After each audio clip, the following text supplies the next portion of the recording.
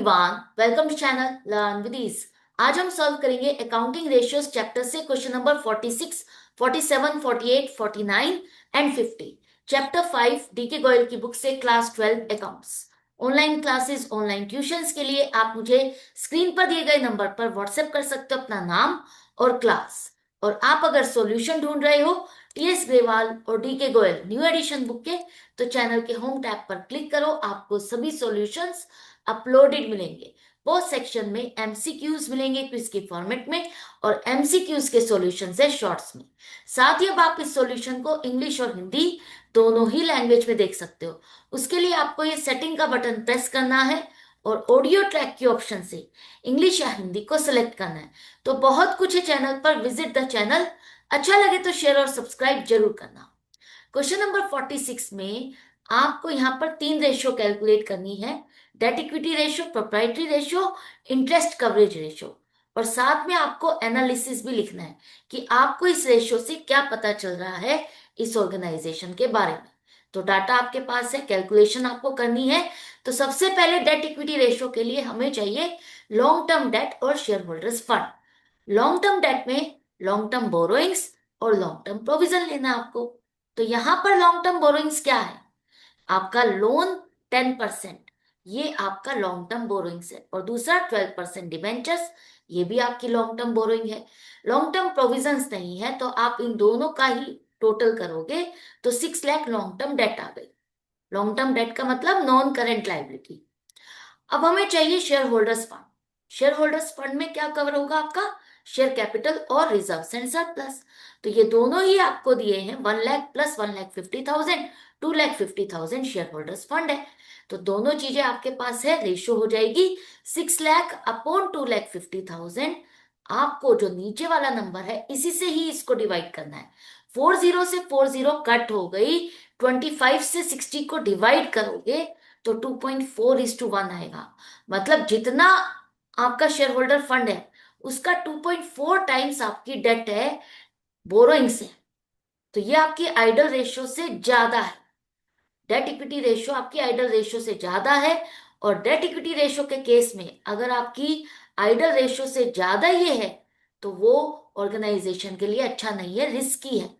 इसे हम मान के चलते हैं कि ये ऑर्गेनाइजेशन ज्यादातर बाहर की बोरोइंग से डिपेंडेंट है। इसका जो भी एसेट है, जो भी इन्वेस्टमेंट है, वो सारा का सारा बाहर के पैसे पर डिपेंडेंट है। तो इससे क्या हुआ? Long term financial position weak हो गई। नेक्स्ट है आपको प्रोप्राइटरी रेशियो कैलकुलेट करनी है, जिसके लिए हमें इक्विटी और टोटल एसेट दोनों चाहिए। टोटल एसेट में आप क्या कवर करोगे और इक्विटी में आप क्या कवर करोगे? टोटल एसेट में आपका आता है नॉन करंट एसेट और current asset. Non current asset का मतलब वो एसेट जिसे आप लॉन्ग पीरियड के लिए रखते हो, जैसे कि प्रॉपर्टी, प्लांट एंड इक्विपमेंट। और करंट एसेट में करंट एसेट्स आ गई आपकी। तो प्रॉपर्टी, प्लांट एंड इक्विपमेंट है 7 लाख और करंट एसेट है 5,50,000। टोटल हो गया 12,50,000। टोटल एसेट आ गई। इक्विटी में मतलब शेयर होल्डर्स फंड में शेयर कैपिटल और रिजर्व एंड सरप्लस का टोटल करोगे जो कि है 2,50,000। अब जैसा कि आपको प्रोप्राइटरी रेशियो निकालनी, प्रोप्राइटरी रेशियो मतलब ओनर का पैसा इस ऑर्गेनाइजेशन में कितना लगा हुआ है, ओनर के पैसे से हमारी कितनी एसेट खरीदी गई है। तो इक्विटी ऊपर आएगी और टोटल एसेट नीचे। 2,50,000 अपॉन 12,50,000। आप ये रेशियो परसेंटेज में भी निकाल सकते हो और आप इसे डायरेक्टली रेशियो में भी लिख सकते हो। किस तरह से? 0.2:1। मतलब जितनी आपकी टोटल एसेट है उसका 20% इक्विटी है। ओनर के पैसे से आपने टोटल एसेट के 20% ही एसेट को खरीदा। तो ये प्रोप्राइटरी रेशियो भी सेटिस्फैक्ट्री नहीं है। जब ज्यादा से ज्यादा फंड आपका एसेट में बाहर का लगा हुआ है, सारी की सारी एसेट ज्यादातर आपकी बाहर की बोरोइंग से खरीदी हुई है, तो इसका मतलब क्या हुआ? आपका ऑर्गेनाइजेशन पूरा का पूरा डेट पे डिपेंडेंट है, ओनर का पैसा लगा ही नहीं है। तो लॉन्ग टर्म फाइनेंशियल पोजीशन कैसे स्ट्रांग हो सकती है? इसके बाद नेक्स्ट आपको इंटरेस्ट कवरेज रेशियो कैलकुलेट करनी है, जिसके लिए हमें चाहिए profit before charging interest and income tax और फिक्स्ड इंटरेस्ट चार्जेस। तो इसको कैलकुलेट करने से पहले थोड़ा सा सिंपल सा एक प्रोसीजर समझ लो, जो कि मैं हर क्वेश्चन में बार बार रिपीट कर रही हूँ ताकि आपको समझ में आ जाए। ये वाली चीज आपके कैश फ्लो स्टेटमेंट वाले चैप्टर में भी यूज हो, आपके लिए हेल्पफुल होगी। तो क्या है, जो net profit before tax and interest है, उसमें से पहले टैक्स घटेगा या इंटरेस्ट घटेगा? पहले इंटरेस्ट को आप माइनस करते हो, क्योंकि इंटरेस्ट क्या है, एक्सपेंस। और जब आप अपने सारे एक्सपेंसेस को माइनस कर लोगे, फिर जो प्रॉफिट बचेगा उस पर आप टैक्स का प्रोविजन करते हो। हम यहाँ पर प्रोविजन क्यों लिख रहे हैं, क्योंकि आपकी बुक्स क्लोज होगी 31 मार्च को। उसके बाद आप अपनी बुक्स को क्लोज करके टोटल इनकम निकालते हो, उस पर आप अपना टैक्स कैलकुलेट करते हो। तो 31 मार्च नहीं, उसके बाद आप अपना टैक्स पे कर पाते हो। तो इसलिए हम एक एस्टिमेटेड इनकम पर एस्टिमेटेड टैक्स का प्रोविजन करते हैं और अपने प्रॉफिट में से माइनस करते हैं। ये जो प्रॉफिट अब आपके पास बचा, इसे हम कहते हैं net profit after interest and tax. इसे हम बैलेंस शीट में ट्रांसफर करते हैं as a surplus, reserves and surplus में आप ऐड करते हो, राइट। अब आपके पास यहां पर क्वेश्चन में क्या दिया है, आपके पास यहां पर net profit after interest and tax है 96,000 और टैक्स रेट है 50%। मतलब टैक्स रेट 50% काटने के बाद जो नेट प्रॉफिट आफ्टर टैक्स बचा वो 50% है। आपके पास ये वाला प्रॉफिट आपको दिया हुआ है जो इस पॉइंट पर है। तो इसमें से आपने 50% टैक्स माइनस कर दिया तो 50% ही बचेगा ना। यहां पर इसका मतलब आपका 100% प्रॉफिट था, 100 में से 50% टैक्स में गया, 50% बचा। तो 50% की वैल्यू हमें पता है 96,000। अब अगर मुझे नेट प्रॉफिट बिफोर टैक्स चाहिए तो क्या करूंगी, ये 50% है तो इसको 100% करने के लिए 96,000 डिवाइडेड बाय 50 मल्टीप्लाइड बाय 100, 1,92,000 है। आपने पहले टैक्स को माइनस नहीं किया, पहले इंटरेस्ट को माइनस किया है, उसके बाद टैक्स को माइनस किया। इसलिए उल्टा चलते वक्त आपको पहले टैक्स को ऐड अप करना है और उसके बाद इंटरेस्ट को ऐड करना है। अब जो आपके पास नेट प्रॉफिट बिफोर टैक्स आया है, इसमें से आप इंटरेस्ट माइनस कर चुके हो, तो वो इंटरेस्ट भी आपको वापस ऐड करना है ताकि हम net profit before tax and interest तक पहुंच सके। तो इंटरेस्ट कितना है, आपके पास दिया है लोन 10%, मतलब ये लॉन्ग टर्म बोरोइंग्स है, और 4 लाख पर आप 10% इंटरेस्ट को पे करोगे तो कितना इंटरेस्ट होगा, 40,000। इसी तरह से आपके डिबेंचर से 12%, ये जो 12% रेट है इसी पर आपने इंटरेस्ट दिया, तो 2 लाख पर 12% इंटरेस्ट 24,000 हुआ। तो टोटल इंटरेस्ट बना आपका 64,000। 64,000 को हम इस प्रॉफिट में ऐड कर देंगे तो आपका net profit before interest and tax हो गया 2,56,000। अब आपको रेशियो निकालनी है तो क्या करोगे, 2,56,000 अपॉन 64,000, 64,000 से 2,56,000 को डिवाइड करोगे तो आपके पास आंसर आएगा 4 टाइम्स। ये जो रेशियो है आप टाइम्स में लिखते हो, मतलब कितना गुना ज्यादा आपका प्रॉफिट आप अर्न कर रहे हो, कितना गुना ज्यादा आपके पास प्रॉफिट अवेलेबल है इस इंटरेस्ट को पे करने के लिए, राइट। तो नॉर्मली आइडल रेशियो आपकी क्या होती है इंटरेस्ट कवरेज रेशियो के लिए, 6 to 7 टाइम्स। तो यहां पर ये आइडल रेशियो से कम है। इसका मतलब लॉन्ग टर्म में इस ऑर्गेनाइजेशन को अपनी लाइबिलिटीज, अपने इंटरेस्ट के खर्चे को पे करने के लिए डिफिकल्टी हो सकती है। लॉन्ग टर्म फाइनेंशियल पोजीशन यहां पर हम अच्छी नहीं कह सकते। इसके बाद नेक्स्ट क्वेश्चन है क्वेश्चन नंबर 47। इसमें आपको इंटरेस्ट कवरेज रेशियो भी कैलकुलेट करनी है और रेट ऑफ इंटरेस्ट, जो आप बैंक लोन पर इंटरेस्ट दे रहे हो वो रेट ऑफ इंटरेस्ट क्या है ये भी आपको बताना है। तो सबसे पहले देखो, वही चीज मैं दोबारा से रिपीट कर रही हूं कि आपके पास जो net profit after interest and tax दिया नहीं है, आपको तो यहां पर profit before interest and tax दिया है, हम डायरेक्टली कैलकुलेट कर सकते हैं। लेकिन profit before interest and tax तो दिया है लेकिन इंटरेस्ट नहीं पता। तो इंटरेस्ट को कैलकुलेट करने के लिए थोड़ा सा आपको क्या करना होगा, ध्यान से समझो। हमें प्रॉफिट आफ्टर टैक्स भी दिया है और profit before interest and tax भी दिया है, राइट। तो अगर आपने प्रॉफिट आफ्टर टैक्स निकाल लिया, मतलब प्रॉफिट आफ्टर टैक्स का मतलब है ये वाला, और profit before interest and tax ये वाला है, इन दोनों के बीच वाली ये वाली कड़ी हमें चाहिए, नेट प्रॉफिट आफ्टर इंटरेस्ट वाली। ठीक है, इससे आपको पता चल पाएगा कि आपने इंटरेस्ट कितना पे किया है। तो इस तक पहुंचने के लिए हमें क्या करना होगा, हमारे पास ये वाली फिगर है, net profit after tax, right. तो आफ्टर टैक्स में हम वापस से टैक्स को ऐड कर देंगे, तो नेट प्रॉफिट आफ्टर इंटरेस्ट आ जाएगा। तो इसलिए आपको क्या करना है, जो टैक्स रेट है 30%, इसका मतलब नेट प्रॉफिट आफ्टर टैक्स क्या बचा, 70%। यहां पर आपके पास 100 रुपीज थे, 30 रुपीज आपने टैक्स जमा कर दिया, तो 70 रुपीज बचे। तो 70% की वैल्यू है 8,57,500। ये 70% है, तो मुझे अगर 100% चाहिए, मुझे तो वो 100 रुपए चाहिए जो मेरे पास थे जिसमें से मैंने टैक्स पे किया। तो वो 100 रुपए कितने हैं, 8,57,500 divided by 70 multiplied by 100, 12,25,000। Net profit before tax आ गया, मतलब after interest but before tax. ये वाला आपके पास पॉइंट आ गया, इस पॉइंट तक आप पहुंच गए। अब इस पॉइंट और इस पॉइंट, इन दोनों के बीच में जो डिफरेंस है वो क्या है, इंटरेस्ट का ही तो है, जो आपने इंटरेस्ट। अब वो इंटरेस्ट कितना है जो हमने इसमें से प्लस माइनस किया है।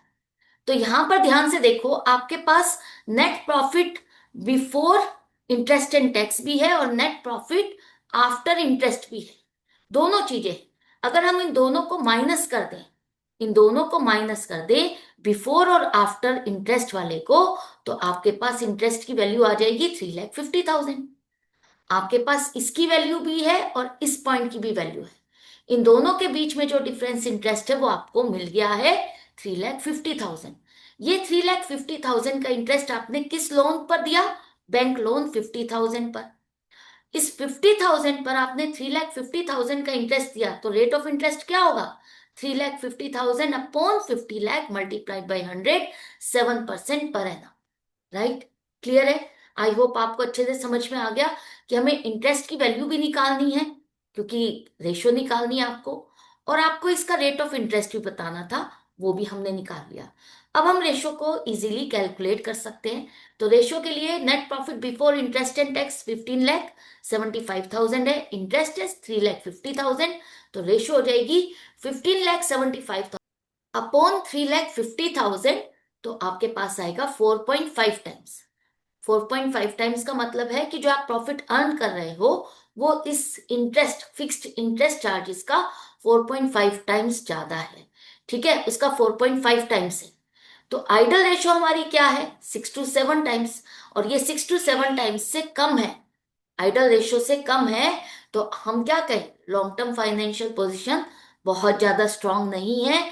आगे चल करके लॉन्ग टर्म में इस ऑर्गेनाइजेशन को प्रॉब्लम फेस करनी होगी अपनी इस लाइबिलिटी को पे करते हुए। तो इस पर इसको वर्क करना होगा, राइट। इसके बाद क्वेश्चन नंबर 48 में एक कंपनी है चिराग लिमिटेड, जिसकी आपको बैलेंस शीट दी है, बैलेंस शीट दी है टोटल, और आपको यहाँ पर debt to capital employed ratio निकालनी है। अब ये आ गई है आपकी सॉल्वेंसी रेशियो की लास्ट रेशियो, फिफ्थ रेशियो, जिसको हमें कैलकुलेट करने के लिए क्या चाहिए, एक तो लॉन्ग टर्म डेट, डेट का मतलब क्या होता है, लॉन्ग टर्म डेट, और कैपिटल एम्प्लॉयड का मतलब जो भी पैसा इस ऑर्गेनाइजेशन में इन्वेस्ट हुआ हुआ है, वो चाहे ओनर का खुद का पैसा हो या बाहर से बोरो करके, जो भी पैसा इस ऑर्गेनाइजेशन में इन्वेस्ट किया गया है उसे हम कहते हैं कैपिटल एम्प्लॉयड। तो लॉन्ग टर्म डेट के लिए आप long term borrowings plus long term provision करोगे, और कैपिटल एम्प्लॉयड के लिए आप क्या करोगे, शेयर होल्डर्स फंड, ये तो ओनर का पैसा हो गया, इक्विटी जिसे हम कहते हैं, और बाहर की बोरोइंग के लिए लॉन्ग टर्म डेट को आप प्लस करोगे। इन दोनों को प्लस करने के बाद आपको एक चीज और ध्यान रखनी है, इसमें से आपको फिक्टिशियस एसेट माइनस करनी है। जो एसेट साइड पर आपने कोई भी एडवर्टाइजमेंट सस्पेंस अकाउंट डाला हुआ है या कुछ और ऐसा अकाउंट है, उसे आपको यहाँ पर माइनस करना होगा। साथ में वो non trade investment, non trade investment का मतलब जो इन्वेस्टमेंट आपकी डायरेक्टली बिजनेस से कनेक्टेड नहीं है, सिर्फ एक इन्वेस्टमेंट पर्पस के लिए है, उसे भी आपको माइनस करना है। क्योंकि हमें तो वो पैसा चाहिए जो बिजनेस में इन्वेस्ट किया है, जो टोटली बिजनेस के लिए इन्वेस्ट हुआ है।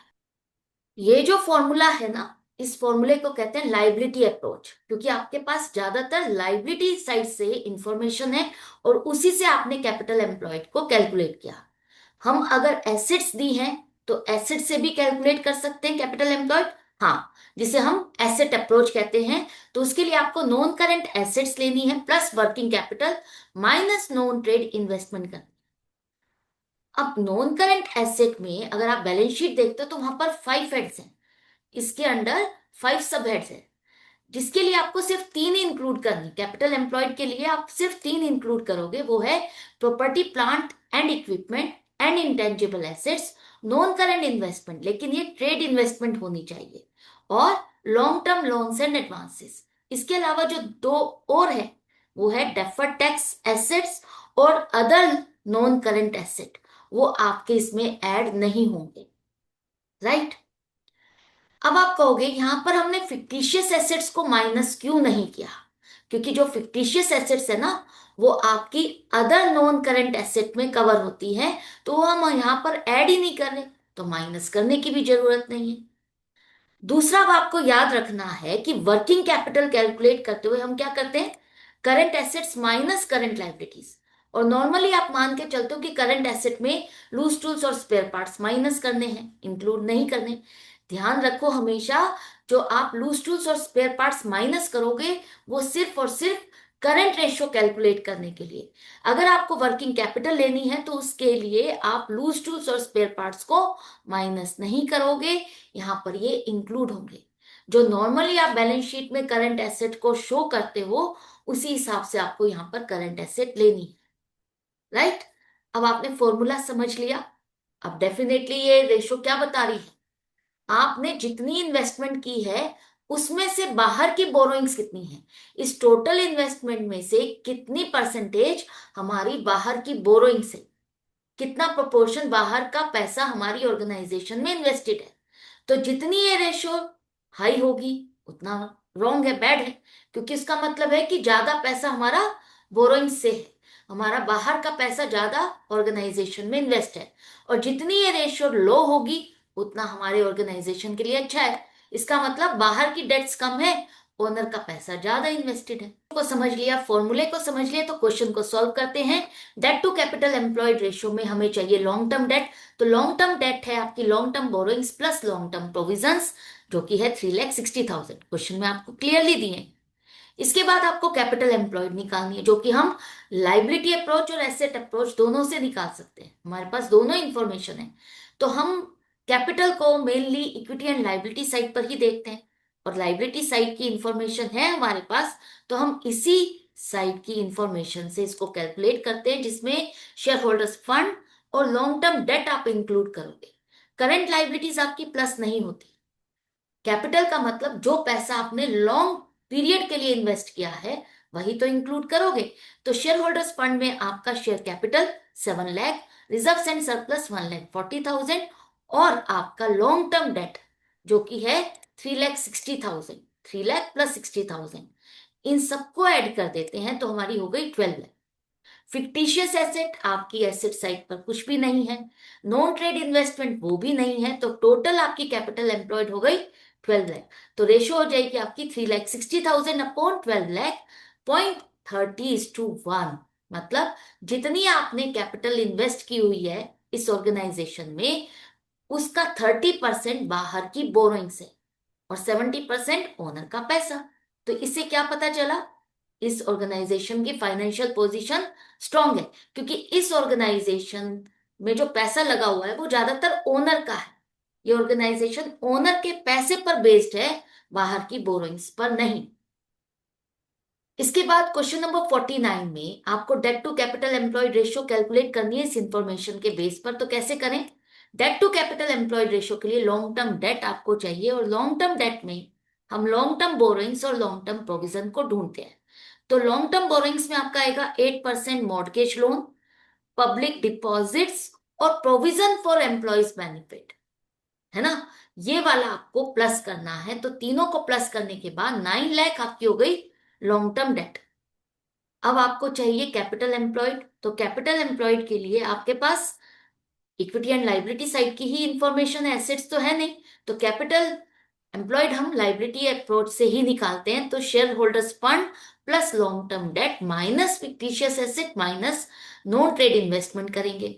तो शेयर कैपिटल है 8,40,000, जनरल रिजर्व 1 लाख, सरप्लस मतलब प्रॉफिट एंड लॉस का जो भी बैलेंस है आपका पॉजिटिव है, इसका मतलब प्रॉफिट है, प्लस करेंगे।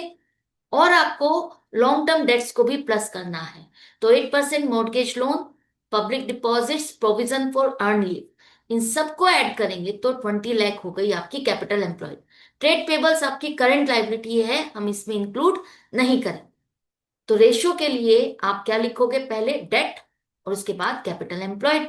तो 9 लाख अपॉन 20 लाख, रेशो क्या होगी, नीचे वाले नंबर से ही आपको डिवाइड करना है। बेशक आपका ये न्यूमरेटर छोटा है तो भी आपको डेसिमल में निकालना है। इसका मतलब क्या हुआ, जितनी आपकी टोटल इन्वेस्टमेंट है, कैपिटल है, उसका 45% बाहर की बोरिंग्स है। तो क्वाइट गुड है, अच्छा है। आधे से ज्यादा ओनर का पैसा इस ऑर्गेनाइजेशन में इन्वेस्टेड है। बाहर की बोरिंग्स लेस देन हाफ है, लेस देन 50% है। तो हम कह सकते हैं कि इस ऑर्गेनाइजेशन में लॉन्ग टर्म फाइनेंशियल पोजीशन अच्छी है, साउंड है। इसके बाद क्वेश्चन नंबर 50, यहां पर आपको क्वीन लिमिटेड कंपनी की debt to capital employed ratio calculate करनी है इस इंफॉर्मेशन के बेस पर। तो ध्यान से समझना, हमें जो इस रेशियो के अकॉर्डिंग लॉन्ग टर्म डेट चाहिए। लॉन्ग टर्म डेट में हम क्या कवर करेंगे, लॉन्ग टर्म बोरिंग्स और long term provision. Long term borrowings में आपका 8% डिबेंचर्स आएगा और इसके साथ एक स्टेटमेंट लिखिए कि 1/4 रिडीमेबल ऑन 31 दिसंबर 2023। आपके पास जो डाटा है वो 31 मार्च 2024, मतलब इसके 9 मंथ्स के बाद आपको 1/4 डिबेंचर्स की पेमेंट करनी है। 8 लाख का 1/4 मतलब 2 लाख डिबेंचर्स आप विद इन 12 मंथ्स पे करने वाले हो। तो जब बैलेंस शीट के विद इन 12 मंथ्स जो भी लाइबिलिटी आपको पेमेंट करनी होती है वो किस में कन्वर्ट हो जाती है, करंट लाइबिलिटी में। तो अगर आपकी ये डिबेंचर्स आपको विद इन 9 मंथ्स पे करने हैं तो ये करंट लाइबिलिटी है, लॉन्ग टर्म नहीं। तो बाकी जो 6 लाख है वो आपके लॉन्ग टर्म बोरोइंग्स में आएंगे। 7% डिबेंचर्स पूरे पूरे लोगे, लॉन्ग टर्म प्रोविजंस आएगा, शॉर्ट टर्म प्रोविजंस इसमें कवर नहीं होते। तो 6 लाख प्लस 6 लाख 50,000 प्लस 2 लाख 50,000, 15 लाख हो गई लॉन्ग टर्म डेट्स। इसके बाद कैपिटल एम्प्लॉयड, कैपिटल एम्प्लॉयड में share holders fund plus long term debts minus fictitious asset minus non trade investment. हमारे पास शेयर कैपिटल है 9,60,000। इसके बाद आपके पास है प्रॉफिट एंड लॉस का बैलेंस जो कि डेबिट है, मतलब नेगेटिव है, लॉस है, तो हम माइनस करेंगे। और डिबेंचर रिडेम्पशन रिजर्व, ये भी आपका रिजर्व्स में आता है, 80,000 प्लस करोगे। इसके बाद हम इसमें लॉन्ग टर्म डेट्स को प्लस करेंगे। तो लॉन्ग टर्म डेट्स में आपके 3/4 8% डिबेंचर्स आ गए और 7% डिबेंचर्स। इसके बाद लॉन्ग टर्म प्रोविजंस, इन सबको ऐड करेंगे तो आपकी आ गई capital employed 25 lakh. Long term debts upon capital employed अगर आप करोगे तो रेशो हो गई 0.6:1। अब इससे क्या पता चल रहा है आपको कि इस ऑर्गेनाइजेशन में 50% से ज्यादा पैसा बाहर की बोरोइंग से, ओनर का पैसा 40% है, बहुत कम है। तो इस ऑर्गेनाइजेशन की लॉन्ग टर्म फाइनेंशियल पोजीशन हम स्ट्रांग नहीं कह सकते, इसकी long term financial position weak है, राइट। तो ये सारे क्वेश्चंस हमने सॉल्व कर लिए, आई होप आपको अच्छे से समझ में आ गए हैं। तो इसी तरह से आपको कनेक्टेड रहना है, सीखते रहना है, समझते रहना है। अगर वीडियो हेल्पफुल लगे तो लाइक का बटन प्रेस करना और ज्यादा से ज्यादा फ्रेंड्स में शेयर करना। मिलते हैं नेक्स्ट वीडियो में नेक्स्ट क्वेश्चन के साथ। Good bye and take care.